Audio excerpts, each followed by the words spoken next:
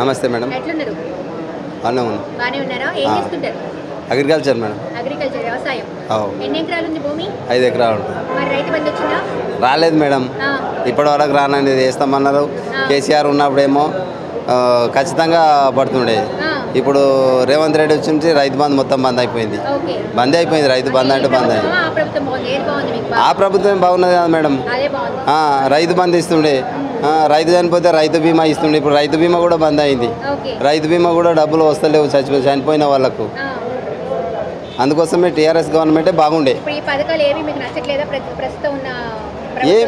వాళ్ళు ఏదైనా చేసేగా నచ్చేది ఏం నచ్చింది? ఒకటి 6 గ్యారెంటీలు అన్నది ఒకటి కూడా గ్యారెంటీ లేదు. ఒకటి బస్సులు ఒకటి లేడీస్కి పెట్టినరు. ఆ బస్సులో పోయేటోళ్ళు కూడా తిడుతూనే ఉన్నారు.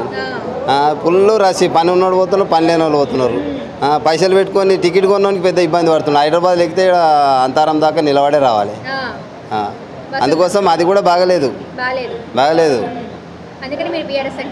అందుకే బీఆర్ఎస్ మేడం. బీఆర్ఎస్ ఏంది అన్నీ బాగా చేసింది కాబట్టి బీఆర్ఎస్ఏ బాగుంది.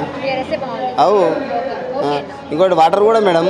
ఇప్పుడు మిషన్ భగీరథ నీళ్ళు వస్తుండే, ఇప్పుడు అవి మెయింటెనెన్స్ కూడా సరిగ్గా చేస్తారు. ఇప్పుడు వచ్చిన గవర్నమెంట్ మెయింటెనెన్స్ కూడా చేస్తారు. నీళ్ళ ప్రాబ్లం కూడా అయింది. కరెంటు అది ఎప్పుడు పోతుందో ఎప్పుడు వస్తుందో తెలుస్తలేదు. మరి అటువంటి అప్పుడు బీఆర్ఎస్ బాగుండేది కదా మేడం. బీఆర్ఎస్కే ఇస్తాము, బీఆర్ఎస్కే వేపిస్తాం. అవును మేడం. సబ్స్క్రైబ్ చేయండి.